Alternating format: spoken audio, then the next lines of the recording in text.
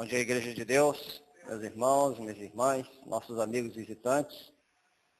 É um prazer, irmãos, nós meditarmos um trecho da Palavra de Deus sobre um tema e podermos dividir com a Igreja o que ele deixou escrito para que nós soubéssemos, especialmente nos momentos que nós vivemos nos dias finais da história dessa terra. Todas as mensagens que nós ouvimos nessa manhã, desde o início, todas elas giram em torno de um tema, que é o preparo para o encontro com nosso Deus, Jesus Cristo, que irá retornar a essa terra. O texto que a nossa irmã leu de Apocalipse 14, verso 12, é um texto muito conhecido da Igreja Adventista. Aqui está a perseverança dos santos, os que guardam os mandamentos de Deus e a fé em Jesus. É um texto que ele fala especificamente de 4 características. São pessoas que são perseverantes, são santos, pessoas que guardam os mandamentos de Deus e têm a fé em Jesus. 4 características que João olhou e viu nas pessoas que estavam vivendo no final da história dessa terra. É possível ser santo? É possível guardar os mandamentos de Deus? Nesta manhã nós veremos 3 conceitos que farão alguma diferença, farão diferença na salvação de cada um de nós. Jesus Cristo falou também sobre um outro grupo de pessoas. Na verdade, seria o mesmo grupo de pessoas. Está lá em Mateus capítulo 25, quando Jesus narra a existência de 10 virgens. 10 virgens que também aguardavam o retorno do noivo, a vinda do noivo. Essas 10 virgens, nós conhecemos muito bem a parábola das 10 virgens. Elas se enquadram perfeitamente no povo adventista do 7º dia. Todas as características nos levam realmente a compreender que são pessoas que estavam aguardando a volta de Cristo, em que a metade do grupo faltou o azeite, a outra metade tinha o azeite suficiente. O noivo chega, e aí há um alvoroço, porque aquelas que não tinham se preparado, que dormiram, juntamente todas dormiram, e que não estavam preparadas, em determinado momento elas têm que sair à compra do azeite que faltou.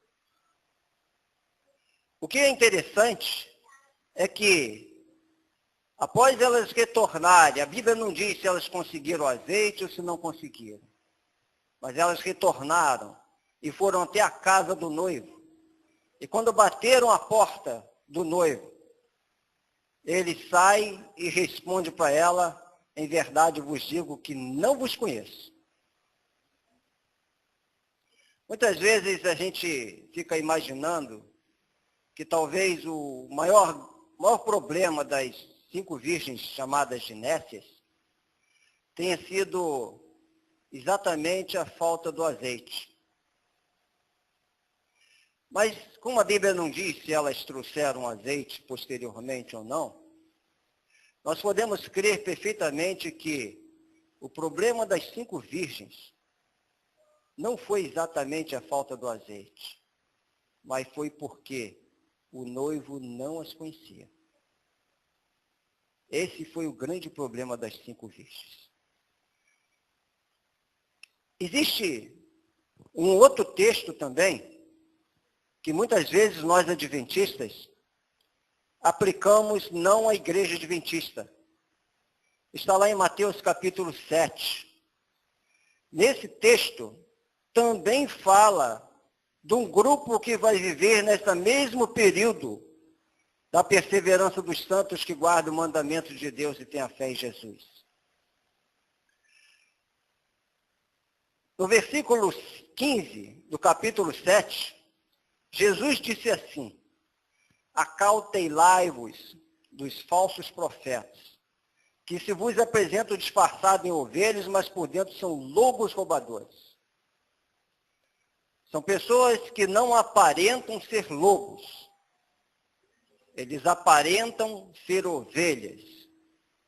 Mas eles, na verdade, são falsos profetas.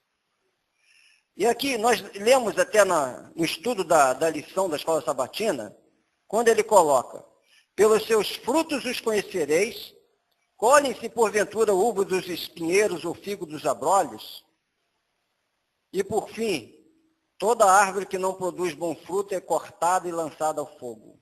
Assim, pois, pelos seus frutos conhecereis. Também está falando, irmãos, segundo vários teólogos adventistas, do povo adventista do sétimo dia aqui também. Muitas vezes nós aplicamos esses textos exclusivamente àqueles que não se preocupam em conhecer a palavra de Deus e pregar um evangelho que não é evangelho eterno. Mas esse texto também é aplicado ao grupo de adventistas que estão aguardando o grande dia da volta de Cristo. E no verso 21, ele amplia o conhecimento desse grupo. E há uma grande semelhança entre as 5 virgens nécias e esse outro grupamento que faz parte dos falsos profetas. Nem todo o que me diz Senhor, Senhor entrará no reino dos céus, mas aquele que faz a vontade de meu Pai que está nos céus.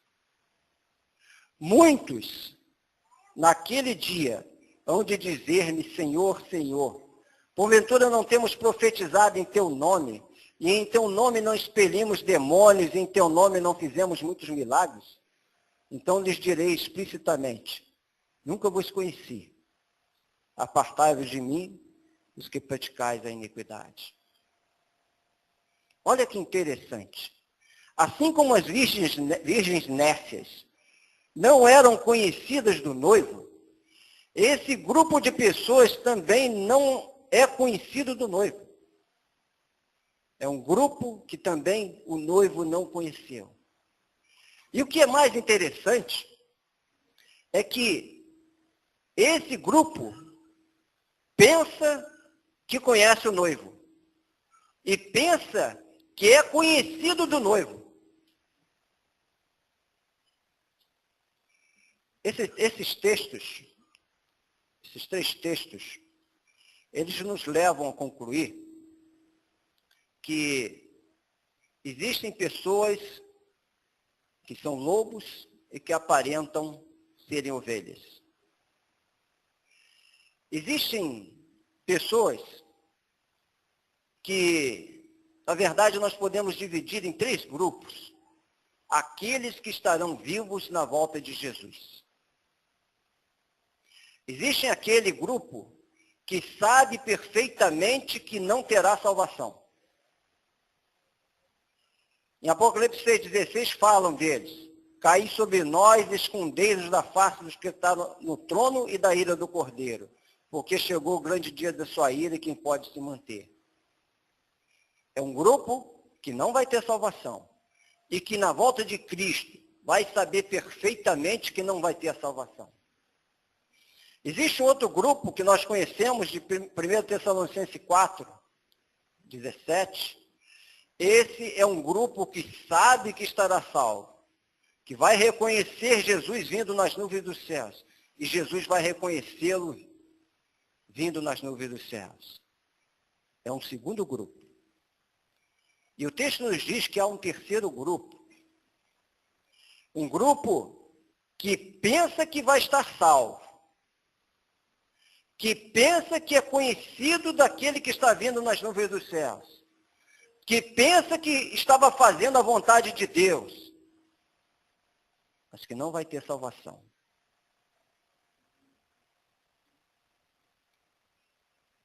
Uma outra lição também que o texto nos transmite é que necessariamente as obras que eles fizeram, elas não salvam. Aqui, ele fala de expelir demônios. Expelir demônios não é só exorcizar. Quando você salva pessoas, levam pessoas à salvação, ao conhecimento da palavra de Deus, você também está expelindo demônios da vida da pessoa. Aqui fala de milagres. Esses milagres também podem ser traduzidos como maravilhas. Você fazer a pregação do Evangelho, levar pessoas ao conhecimento da salvação. Isso também, irmãos, podem ser maravilhas que esse grupamento faz. Profetizado em teu nome, é falado no nome de Jesus Cristo, é apresentado como Ele, no nome dEle. Tudo isso, esse grupo aqui, perfeitamente faz.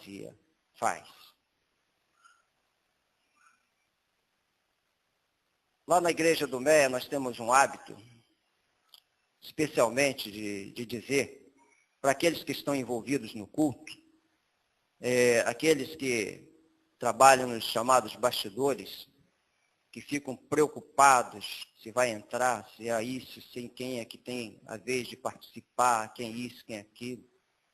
Nós sempre nos preocupamos de lembrar a esse grupo de pessoas que eles não são só os organizadores ou administradores.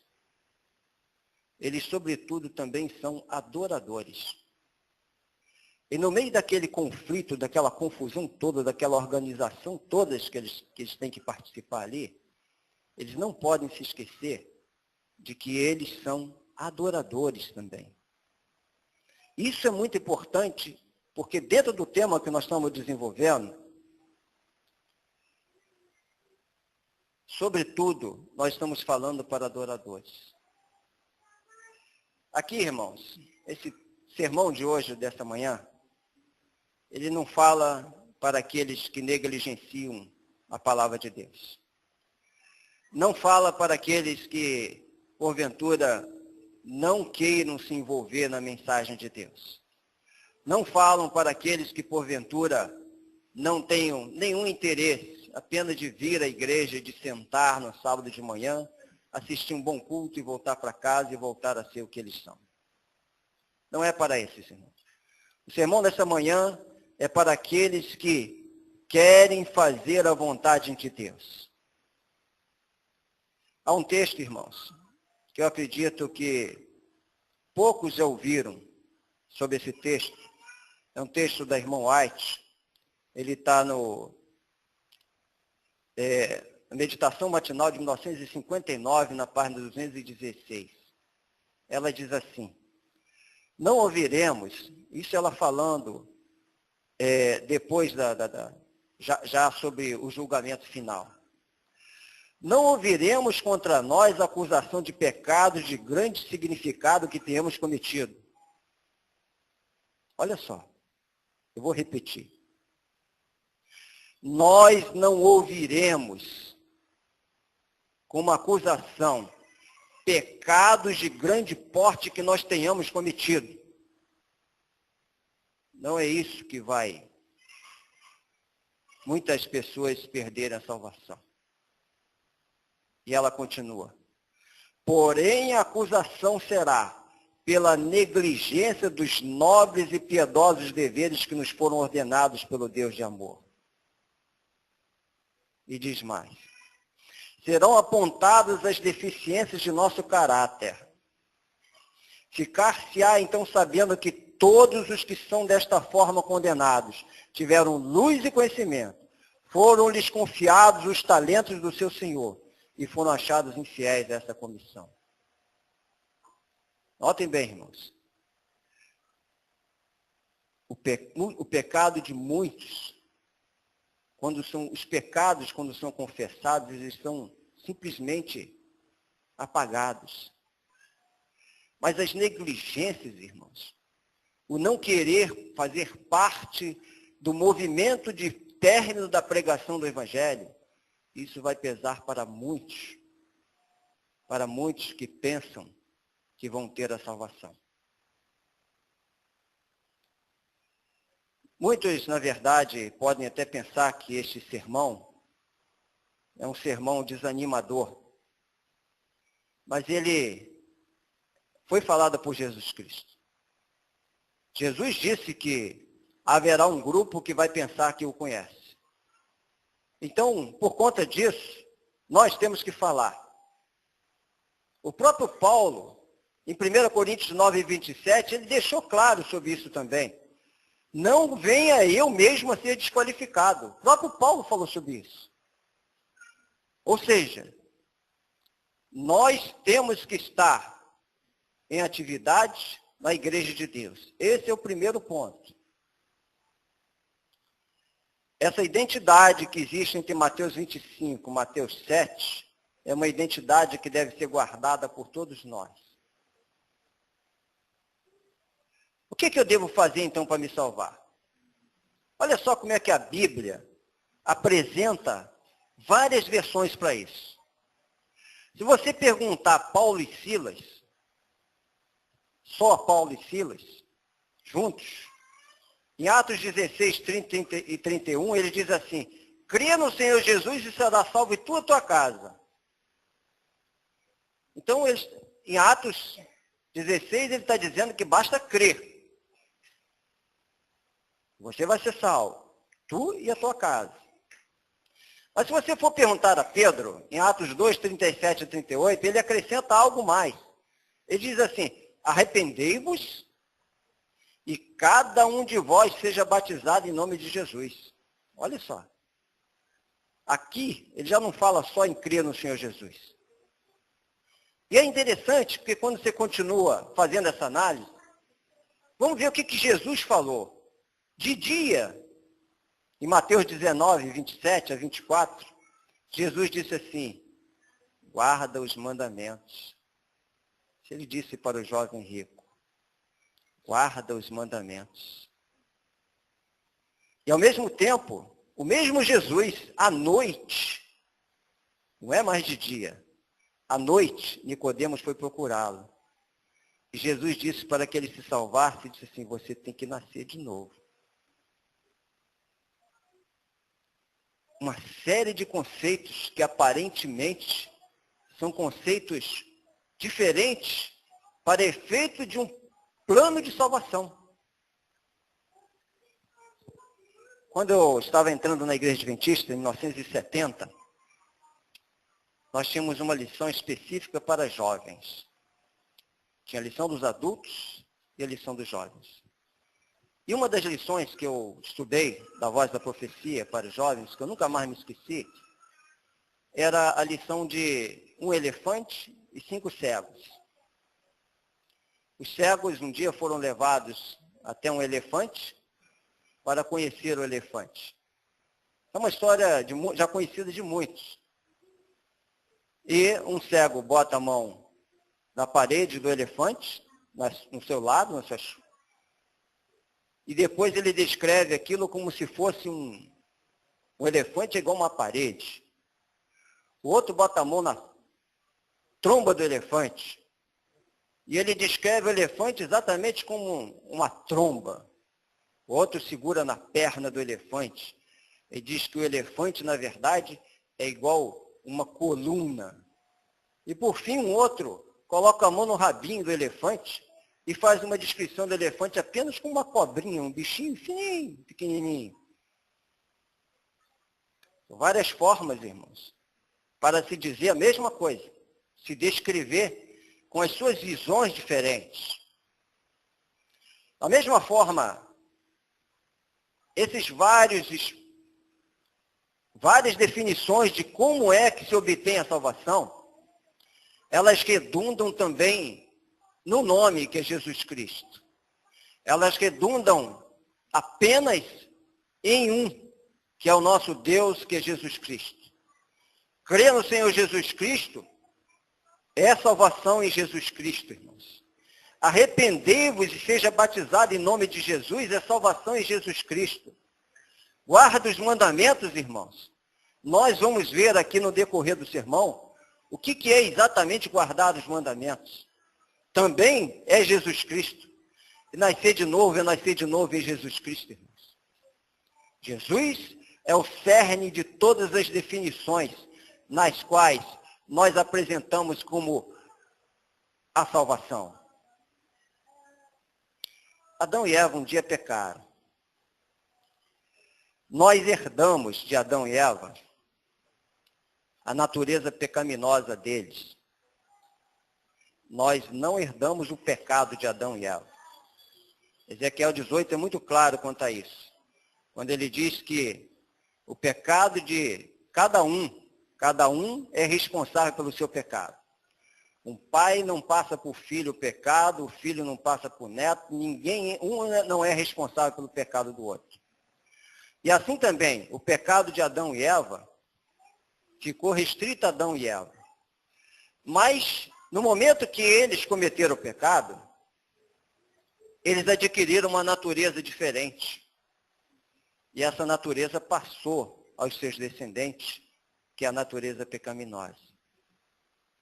Nós nascemos com essa natureza pecaminosa, mas não recebemos o pecado de Adão e Eva. As crianças, elas quando passam a ter a noção de decisão, poder de decisão, elas passam a ter realmente a sua natureza pecaminosa aflora. É mais ou menos parecido com, vamos usar um exemplo de um diabético. Um diabético, ele é uma doença que não tem cura. Mas ele pode conviver com a diabetes a vida toda, sem ter problema nenhum. Desde que ele controle as taxas através de medicamento, ele pode muito bem conviver com diabetes. E assim também, irmãos, todos nós somos pecadores, temos a natureza, a doença do pecado em nós, mas podemos muito bem conviver com esse pecado. Quando a gente se batiza, nós recebemos uma nova natureza. Quando a gente aceita Jesus e se batiza, a gente sai do tanque batismal com uma nova natureza. Deus coloca uma natureza diferente, uma natureza espiritual em nós. E a partir do momento que você aceitou Jesus Cristo, colocou Ele como seu Deus na sua vida, passam a conviver duas naturezas dentro de você, que é a natureza carnal e a natureza espiritual. Mas só tem a natureza espiritual aquele que aceita Jesus Cristo. E ele passa a ser filho de Deus. E essas naturezas convivem. Romanos capítulo 7, Paulo fala muito bem dessas duas naturezas. Porque eu sei que em mim, isto é, em minha carne, não habita o bem. Romanos 7, 18. Eu sou capaz de querer o bem, mas não de realizá-lo. Realmente não faço o bem que quero, mas o mal que não quero. Se faço o que não quero, então não sou eu quem age, mas o pecado que habita em mim. Aqui Paulo está falando da natureza carnal que ele tinha. Descubro em mim esta lei. Ao querer fazer o bem, é o mal que se apresenta em mim. De acordo com o homem interior, acho satisfação na lei de Deus. Aqui é outra natureza espiritual que havia nele. Mas em meus membros percebo outra lei que se opõe à lei do meu espírito e me amarra à lei do pecado que reina em meus membros. E ele continua. Como sou infeliz? Quem me libertará desse corpo destinado à morte?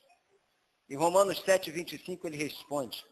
Graças a Deus por Jesus Cristo nosso Senhor. Portanto acontece isto. Sirvo com o espírito a lei de Deus e com a carne a lei do pecado. Durante a nossa vida, irmãos, nós alimentamos ou uma ou as duas naturezas. Nós somos lobos. Não temos como mudar a nossa natureza de lobo. Um dia, na volta de Cristo, conforme Paulo fala em 1 Coríntios, como mudar a nossa natureza de lobo. Ali nós seremos um dia na volta de Cristo, o nosso corpo conforme vai ser transformado. Paulo fala em 1 Coríntios, como mudar a nossa natureza de lobo. Ali nós seremos um dia na volta de Cristo, passaríamos a ter a natureza de ovelhas. Mas enquanto isso, irmãos, nós somos lobos. E dentro de nós existe convivendo aquela natureza de ovelha que um dia vai ser vitoriosa no coração de alguns, ou da maioria, ou daqueles que aceitarem. O pastor Bolhon, ele disse uma frase uma vez assim: com a natureza pecaminosa, é impossível obedecer a Deus. No dia a dia da nossa vida, nós alimentamos ou uma natureza ou a outra.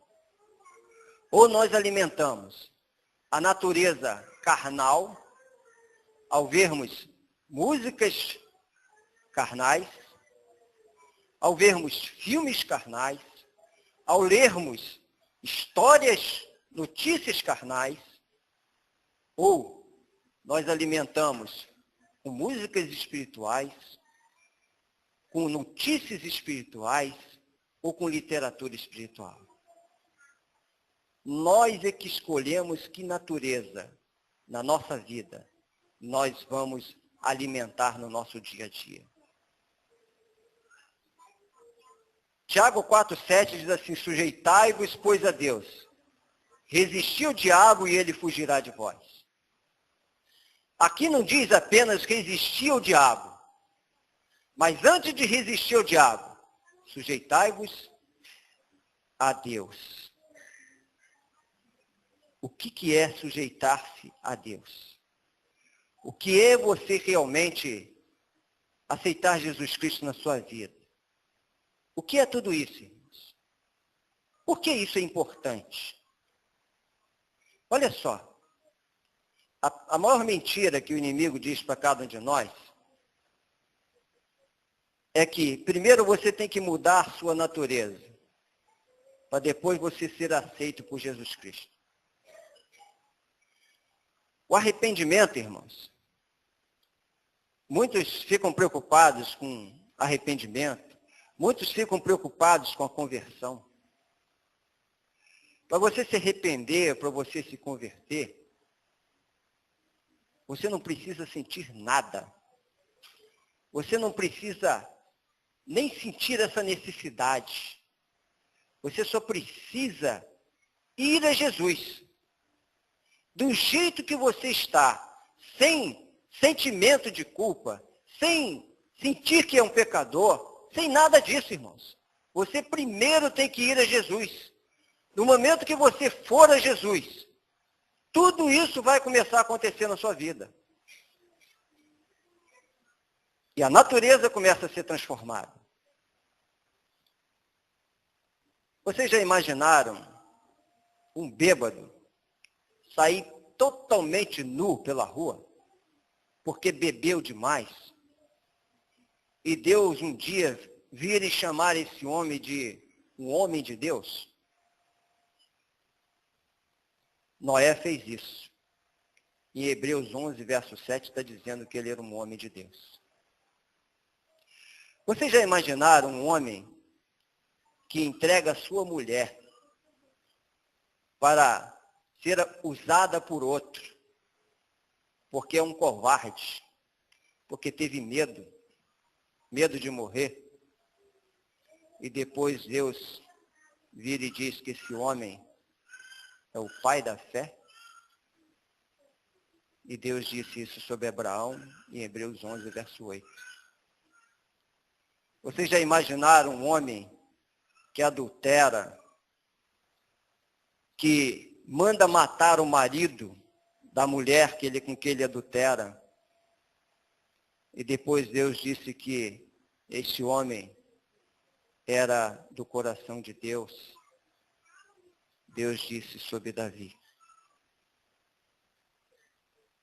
Irmãos, a natureza humana do pecado, não existe possibilidade de nós, enquanto pecadores, enquanto alimentando a natureza pecaminosa, não existe nenhuma possibilidade de nós virmos a sermos enquadrados como aqueles que guardam os mandamentos de Deus e têm a fé de Jesus. Ou muito menos como nós sermos enquadrados como aqueles que são chamados de santos. Quanto nós estivermos alimentando a natureza deste planeta, a natureza carnal. Romanos 3:23, Paulo diz assim, todos pecaram. Todos nós somos pecadores. Todos nós somos lobos. Em 2 Coríntios 5:21, ao mesmo tempo, ele diz assim, aquele que não conheceu o pecado, ele o fez pecado por nós, para que nele fôssemos feitos justiça de Deus. Aqui, irmãos, está a primeira e grande definição para cada um de nós. Ser feito justiça de Deus é ser declarado por Deus como justo. É ser declarado como Deus, como alguém que não tem pecado. Em Jesus Cristo, irmãos, toda esta natureza, toda essa história de pecado, é possível em nós ser transformado numa história de vitória. Por quê, irmãos? Justiça não é um tema, não é um slogan. Justiça é uma pessoa. E só existe uma possibilidade de todos nós sermos justos. É se nós abraçarmos essa pessoa justa.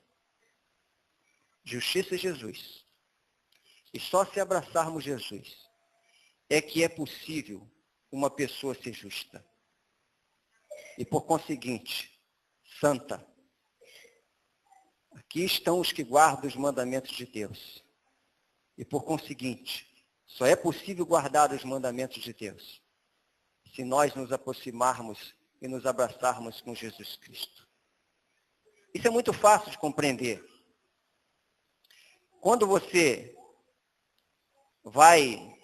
se alimenta fartamente, e você está perfeitamente alimentado, e chega na casa de outra pessoa, e essa pessoa então te oferece um banquete, você já está saciado. Você não tem mais necessidade de comer, e dependendo do que você comeu, você não vai querer comer mais. É exatamente isso. Quando Jesus nos sacia, através da sua justiça, você não tem mais necessidade de nada aqui dessa terra. Você começa a olhar esse planeta e as coisas que contém nesse planeta como algo que realmente não tem valor nenhum. Por isso que você observa muito bem, aqueles que estão entrando dentro da igreja, eles começam a mudar o gosto. O prazer das pessoas não é mais o mesmo prazer que ele tinha antes. Ele começa a sentir diferente. Começa a se sentir incomodado quando entra em determinados locais que anteriormente para eles era um prazer. E é exatamente essa natureza que começa a ser transformada ao você se aproximar de Jesus e ao você se colocar aos pés de Cristo. Há um texto que a irmã White fala, e ela diz assim, sem o verdadeiro arrependimento, não pode haver verdadeira conversão. Olha só a sequência. Muitos são enganados aqui e frequentemente toda a sua experiência prova ser uma ilusão. Essa é a razão pela qual muitos dos que estão unidos à igreja nunca se uniram a Cristo. Olha só. Aqui está falando de adventistas do sétimo dia, pessoas que se uniram à igreja, mas que nunca se uniram a Cristo. Aqui está falando de um grupo que pensa que conhece Jesus Cristo e que não conhece. E que um dia poderá ter uma grande surpresa ao ver Jesus Cristo nas nuvens dos céus. Porque Jesus Cristo não vai reconhecê-los. A obra da transformação tem de começar no coração e manifestar seu poder por meio de todas as faculdades do ser. Mas o homem não é capaz de originar um arrependimento como esse, e só o pode experimentar por meio de Cristo. Quem está desejoso de se tornar verdadeiramente arrependido, que deve fazer? deve ir a Jesus tal qual está sem demora. Não precisa esperar uma experiência miraculosa, um dia de choro, um dia no qual você realmente se emocione para ir a Jesus. Você deve ir como está. Você deve buscá-lo exatamente como você está se sentindo. Ou depressivo, ou cansado dessa terra. Não importa, irmãos. Deve crer que a palavra de Cristo é verdadeira e, crendo na promessa, pedir para que possa receber. Quando o desejo sincero levar os homens a pedir, eles não orarão em vão. O Senhor cumprirá a sua palavra e dará o Espírito Santo para levar ao arrependimento para com Deus e fé para com nosso Senhor Jesus Cristo. Primeiro, mensagem escolhida, página 393. Quando você vai a Jesus, tudo é suprido, até o arrependimento, até a conversão, que o Espírito de Deus vai atuar em você. E se você não tem fé, você também vai a Jesus. Peça fé a Ele. E diga para Ele, eu não tenho fé. Eu não acredito. Mas eu estou aqui te pedindo para crer em Ti, para ser conhecido por Ti e para ser reconhecido por Ti. O segredo do milagre, irmãos, o milagre da salvação, é permanecer segurando na mão de Cristo durante toda a nossa vida. No livro Ciência do Bom Viver, na página 176, a irmã White também diz assim: Deus nos deu o poder da escolha. A nós cumpre exercitá-lo. Não podemos mudar o coração nem reger nossos pensamentos, impulsos e afeições. Não podemos tornar-nos puros, aptos para o serviço de Deus. Mas podemos escolher servi-lo. Podemos entregar-lhe nossa vontade. Então ele operará em nós o querer e o efetuar segundo a sua aprovação. Assim nossa natureza toda será posta sob o domínio de Cristo. Muitos não vão ter desculpa justamente por isso, irmãos. Porque estão esperando uma experiência avassaladora na sua vida para poder aceitar Jesus de pleno e poder servi-lo plenamente em sua vida. Quanta oportunidade essas pessoas estão perdendo. Mediante o devido exercício da vontade, uma completa mudança pode ser operada na vida. Entregando a vontade a Cristo, Ele ama-nos com o divino poder. Recebemos força do alto para nos manter firmes. Uma vida nobre e pura. Uma vida vitoriosa sobre o apetite e a concupiscência. É possível a todo aquele que quiser unir sua vontade humana, fraca e vacilante, à onipotente e inabalável vontade de Deus. Como seres humanos, com a natureza de lobos, é impossível guardar os mandamentos de Deus. É impossível ser santo, separado para Deus.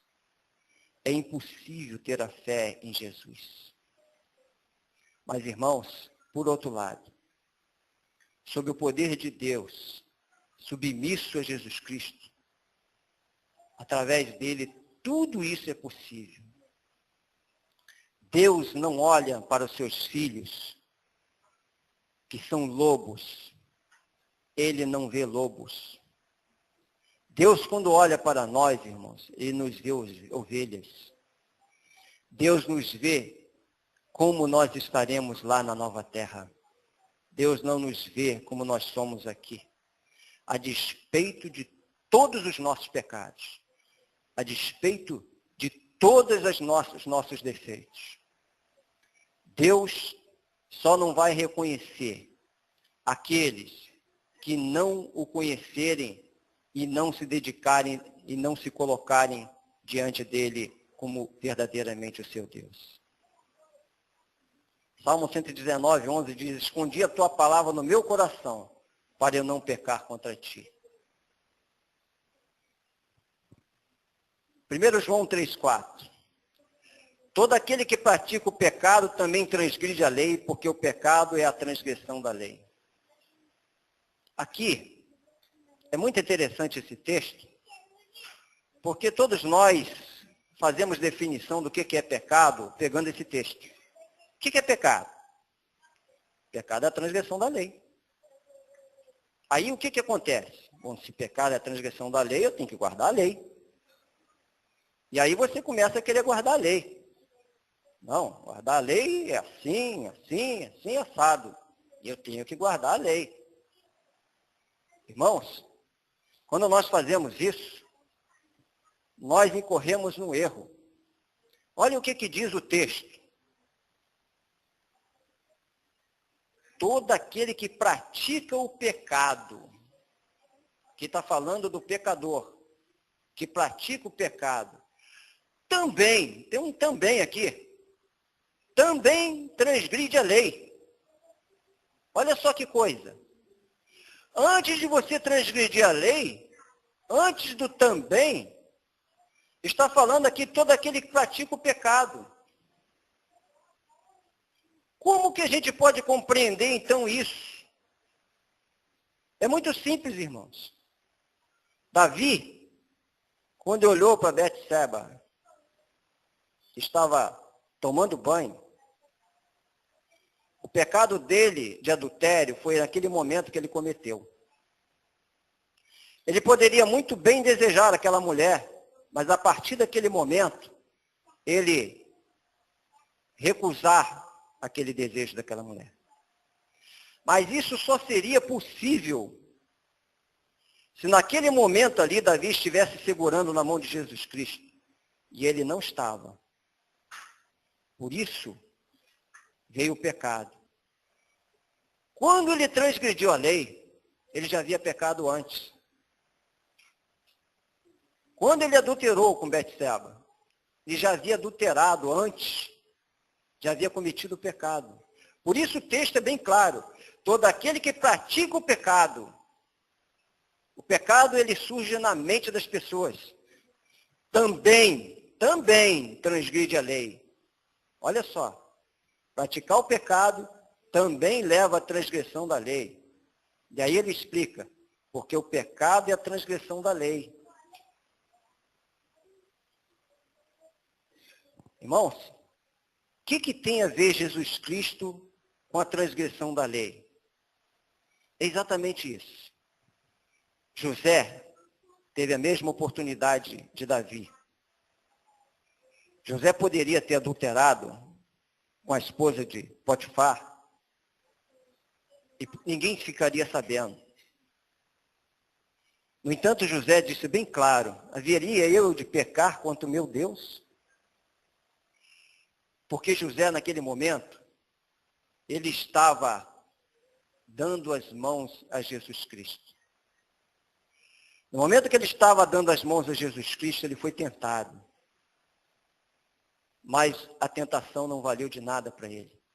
Enquanto Davi estava afastado de Deus, a tentação veio e valeu para Davi. E eu sempre digo isso. Eu duvido que José teria vencido aquela tentação se na hora que aquela mulher veio tentá-lo, ele estivesse com uma revista Playboy lendo. E é exatamente essa a grande diferença. Pecado, irmãos, é estar separado de Cristo. Pecado é exatamente isso, não mais do que isso. Pecado é estar separado de Cristo. Porque, a partir daí, você não tem poder para guardar os mandamentos de Deus. Você não tem condição de ser santo, de ser justo, você não tem condição de nada. Se você perguntar a alguns grupos se é possível ser santo, uns vão dizer que não. E vão se basear em Filipenses capítulo 3. Filipenses capítulo 3, no verso 12 até o 14, ele é bem claro. Se é possível ser santo, ele responde para cada um de nós.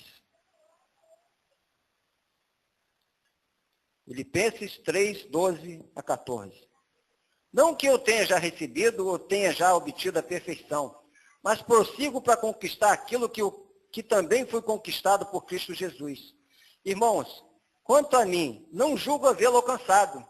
Paulo está dizendo isso, que ele não era perfeito.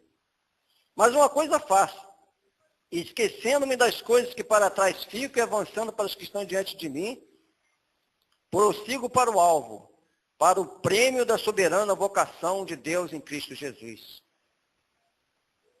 Então, se alguém perguntar se é possível ser perfeito, quem disser não vai usar esse texto.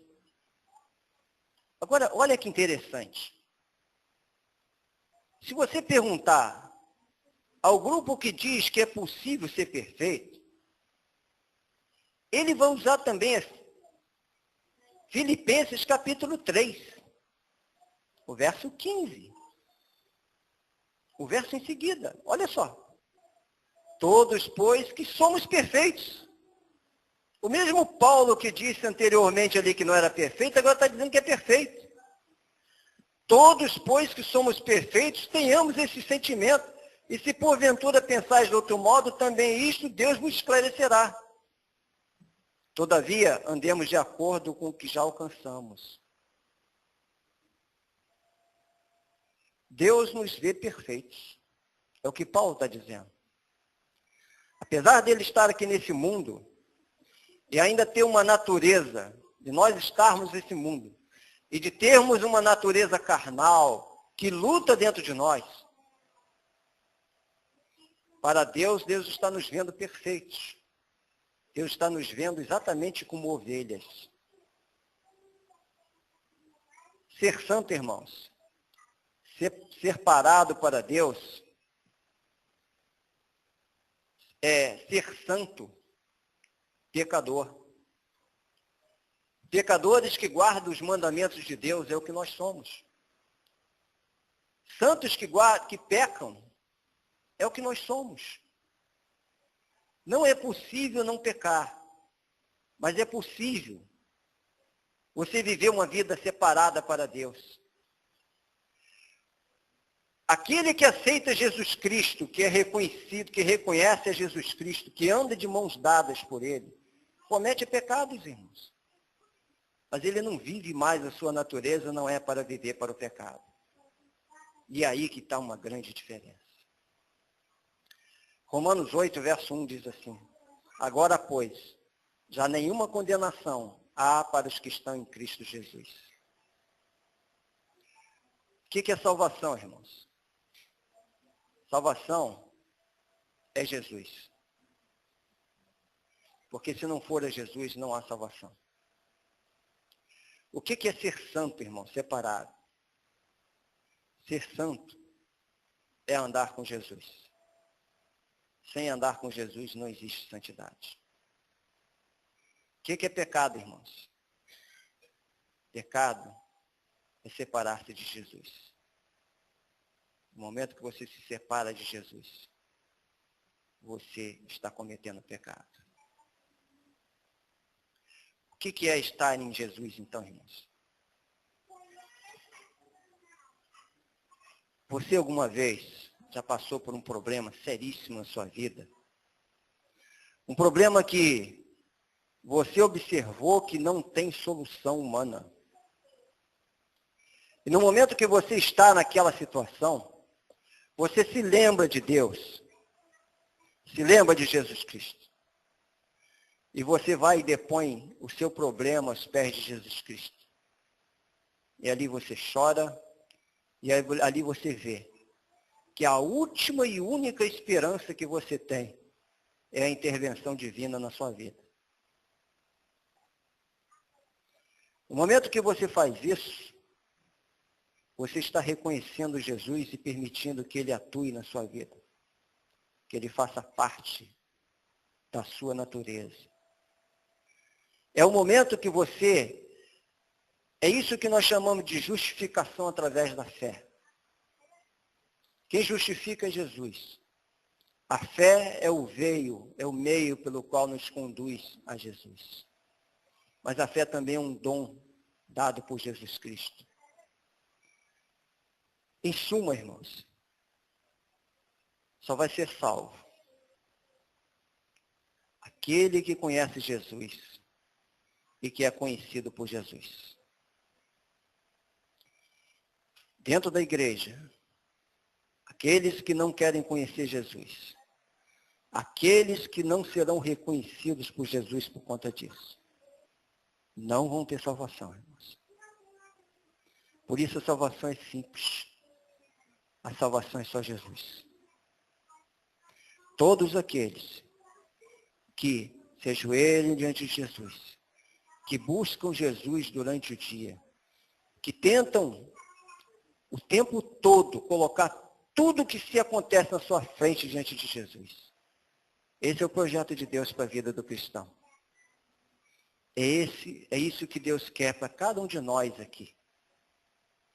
Não é, irmãos, uma vida de ovelha dentro da igreja, uma ovelha de lobo fora da igreja. Deus quer que nós estejamos convivendo com Ele de mãos dadas, dentro da igreja, fora da igreja, nos nossos negócios, nos nossos estudos, nos nossos relacionamentos com todos, irmãos. Aí você vem dizer assim, isso é possível? Sim, irmãos. Se você, quando acorda de manhã, a primeira coisa que você coloca é Deus em primeiro lugar. E se você começa a mudar as suas orações para ser meras repetições, orações que você já faz há 10 anos, igualzinho, quando você começa a conversar com Deus, conversar mesmo com Ele, a conhecer Jesus Cristo realmente, no momento que você começa a conhecê-lo, Ele vai te reconhecer como seu filho. Este é o caminho da salvação, irmãos. E aí você inicia o dia, inicia bem o dia. Você vai passar o seu dia. Todos os problemas que você tiver, isso é um exercício diário, irmãos. Você eleva o seu pensamento a Deus. Às vezes você vê acontecendo alguma cena, ora a Deus para que os anjos possam ir lá. Ontem eu li um texto muito interessante da irmã White, está em Medicina e Salvação. Ela diz assim que os anjos ficam esperando que os filhos de Deus orem pelos enfermos, para ele poder ir lá e curar. E os filhos de Deus, às vezes, não oram. Nós temos que ter um relacionamento com Deus. Esse, irmãos, é o grande e único segredo da salvação. Que Deus nos abençoe a realmente compreender e dar valor à cruz do Calvário. A dar valor àquilo que Deus propiciou para que todos nós estivéssemos um dia transformados e unidos com Jesus Cristo por toda a eternidade. Amém.